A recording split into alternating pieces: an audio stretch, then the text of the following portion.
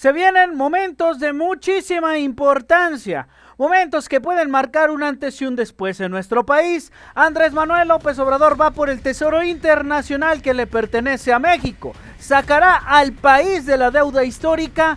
El presidente informó que realizó una solicitud formal al Banco de México para que transfiera los derechos especiales de giro que tiene el Fondo Monetario Internacional.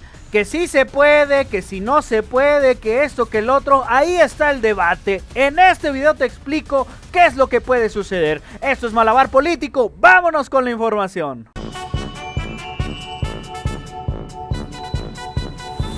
Bienvenidos y gracias por el apoyo, un abrazo y un saludote para todos ustedes. Mi nombre es Víctor Villalpando, gracias por acompañarnos en un video más aquí a través de Malabar Político. Antes de iniciar te voy a pedir que me ayudes apretando la manita arriba, que te suscribas y que le aprietes a la campanita. Así YouTube apoya las voces independientes y seguimos creciendo como una familia, una comunidad en pie de lucha y bien informados. Vámonos con la información, señoras y señores, pero como primero decimos, como siempre decimos, hay que ponernos en contexto. Y es que el presidente Andrés Manuel López Obrador informó que va a realizar esta solicitud al Banco de México para que se transfieran los derechos especiales de giro, el llamado DEG, que recibirá el país del Fondo Monetario Internacional. Esto con el fin de abonar incluso a la deuda internacional. Recordemos que el pasado 2 de agosto, la Junta de Gobernadores del Fondo Monetario, donde México está representado por el secretario de Hacienda, aprobó la distribución histórica de 450 millones de DEG. Esto representa alrededor de 650 mil millones de dólares con el objetivo de fortalecer la capacidad que hay de respuesta en choques externos. Durante su conferencia mañanera, el presidente advirtió que se va a hacer el planteamiento formal al Banco de México para que se beneficie a la hacienda pública y se beneficie al pueblo. Esto después de subrayar que esta transferencia que realizará el FMI será de unos 12 mil millones de dólares únicamente para nuestro país. Esto fue parte de lo que comentó el presidente en la mañanera. Sí, llegan 12 mil millones de dólares más al Banco de México y resulta que esos 12 mil millones de dólares se van a colocar en el mercado financiero y vamos a recibir 1% por el manejo de ese dinero.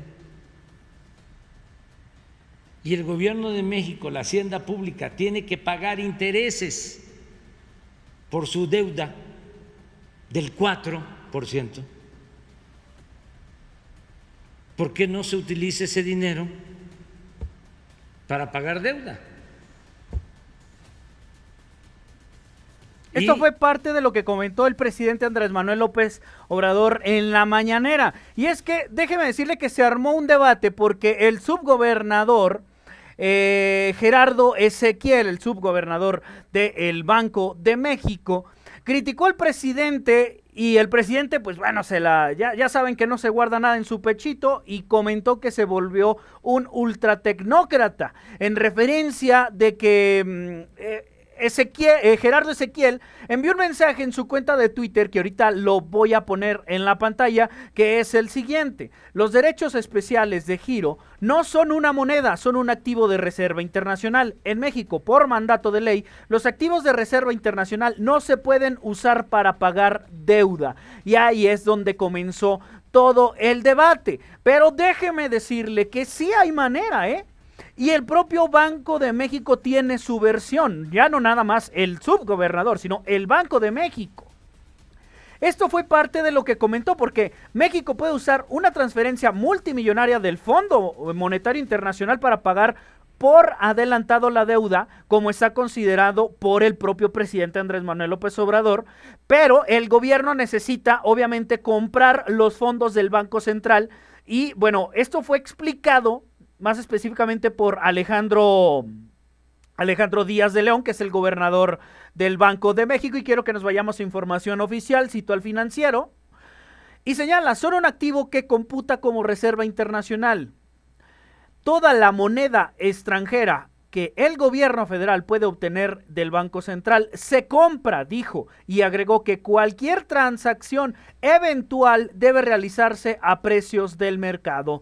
Si bien la mayoría de los economistas están de acuerdo en que México tendría que vender bonos o usar pesos de su tesoro para comprar las reservas del FMI, Marco Oviedo, ex economista jefe para América Latina de Barclays, dijo que el fondo podría acordar transferir los fondos directamente a la Secretaría de Hacienda. Muy importante, porque dijo que la Comisión del Cambio de Divisas, compuesta por altos funcionarios del ministro y de Banxico, también podrían otorgarle al gobierno de México permiso para usar las reservas para poder pagar la deuda. Es decir, que Gerardo Esquivel pues quedó, definitivamente quedó. Oviedo dijo que cuando fue funcionario incluso de la deuda pública en la Secretaría de Hacienda en el 2008, sexenio de Felipe Calderón del 2008 al 2011, México estaba considerando esa misma perspectiva en ese momento para ayudar a pagar la deuda interna durante la crisis económica mundial. ¿Pero qué creen? Pues que Felipillo, el pillo, no quiso, no aceptó, se decidió por no hacerlo. Y bueno, ya vemos los estragos, vemos lo que está sucediendo hasta el momento en materia económica en el país. ¿Y qué más habló el presidente Andrés Manuel López Obrador de esto? Vamos a escucharlo. Nos ahorramos intereses. Estaba yo viendo a Gerardo Esquivel, que ya se volvió ultra tecnócrata, diciendo no se puede lo que plantea el presidente, no se puede porque no se quiere, porque con todo respeto son muy cuadrados. Que se utilice ese dinero para pagar deuda. Se va a hacer el planteamiento formal al Banco de México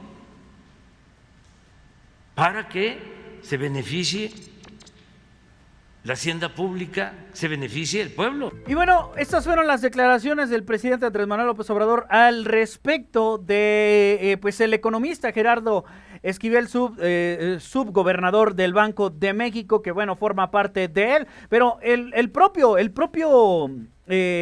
gobernador de Banxico señala que sí se puede realizar. Alejandro Díaz de León lo confirma y el presidente señala, pues es que ustedes quieren irse nada más hacia una vía, hay más vías, son muy cuadrados. Vamos a llevar la solicitud específicamente al Banco de México para que se realice ese movimiento y se pueda abonar a la deuda pública. Esto es algo histórico.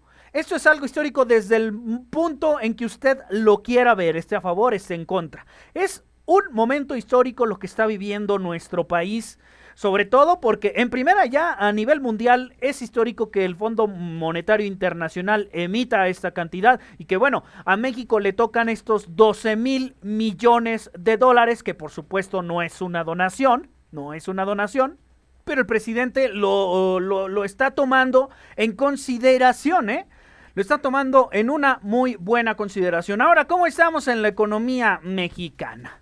La economía de México salta el casi 10% interanual en el pasado mes de julio, que es el último de registro, según ya los datos preliminares. Fíjese que la economía de México marcó un avance de casi 10% en julio en relación al igual mes del año pasado, del 2020, según un dato preliminar ya publicado el día de ayer por la Agencia Estatal de Estadística, mejor conocida, como por todo mundo como el INEGI. Cito a América Economía: el indicador oportuno de actividad económica estima anticipadamente el desempeño económico antes de la publicación del índice general del IGAE, un referencial del PIB mensual. Para julio calculó un crecimiento interanual del 9.9% en la segunda mayor economía latinoamericana. En su repunte del jueves, el INEGI indicó que las actividades secundarias presentaron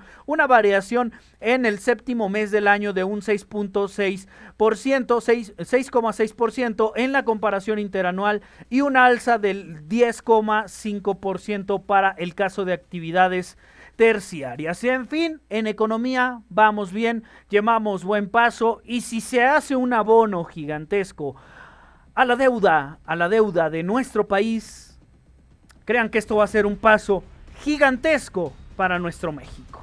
Pues hasta aquí dejo el video del día de hoy. Muchísimas gracias por acompañarme, por estar atento en un video más en Malabar Político. Mi nombre es Víctor Villalpando, le agradezco su presencia y no se olviden que me ayudan bastante apretándole la manita arriba, suscribiéndose si es que aún no lo han hecho y apretándole a la campanita. Así YouTube apoya las voces independientes y nosotros seguimos creciendo como una familia, una comunidad en pie de lucha y bien informados. Ya vamos por los 40,000.